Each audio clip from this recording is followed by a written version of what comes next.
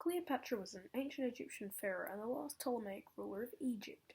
She was a descendant of the original Ptolemaic king and close friend of Alexander the Great, named Ptolemy I Soter. She lived primarily in Egypt as she ruled over from 51 BCE to around 30 BCE. She was born just 18 years prior in 69 BCE, making her a young ruler, which was not an abnormality at the time. She was one of two known female pharaohs, as being a female pharaoh at the time was outlawed, so she was forced to disguise herself as a man. Alongside being one of two female pharaohs, she was also the last known pharaoh of Egypt. We've gotten information about her through ancient and modern paintings and artworks, with the modern ones being influenced by the ancient ones. Latin works of poetry can also give us an opinionated view of the actions and rulings of the Queen in a rather critical light, which tells us what she possibly could have done, with evidence to support it. These ideas of Cleopatra were also continued and represented in the medieval artwork and Renaissance literature.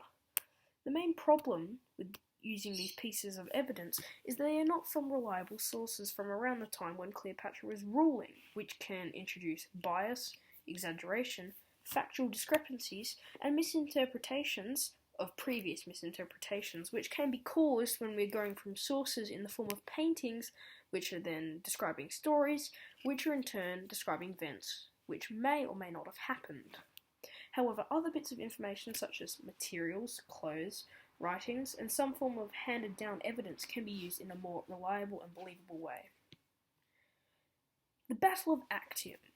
This historic battle was partly caused by the death of Caesar, which in turn allowed leaders such as Mark Antony to thrive and bring order to segments of Roman Empire, and to be treated like a godlike general.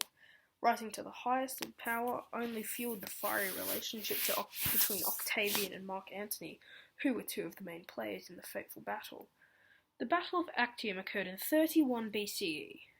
The battle was sparked by Octavian discovering that Mark Antony had committed treason, which finally gave him an excuse to declare war. In 32 BCE, Mark Antony and Cleopatra began to sail onward to Greece with a huge navy, but they were met by Octavian, who also had a huge naval force.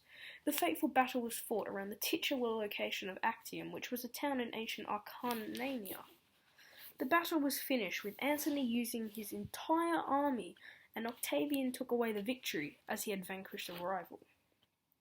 Historians have learned and hypothesized what happened on the fateful day by looking at debris and wreckage on the sea floor near Actium and using technology to plot a route to reconstruct what was likely the series of events which occurred on that day.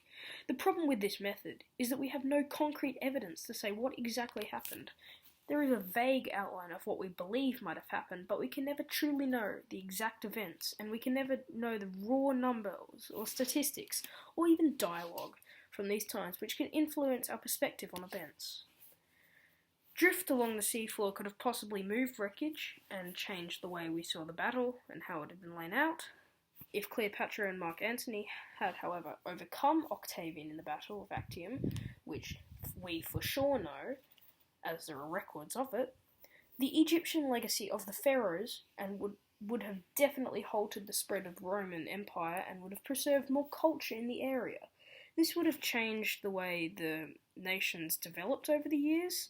The architecture, language, and religion of these areas would be drastically different from today. It's safe to say we'd be looking at a completely different area than we have currently. Thank you for listening.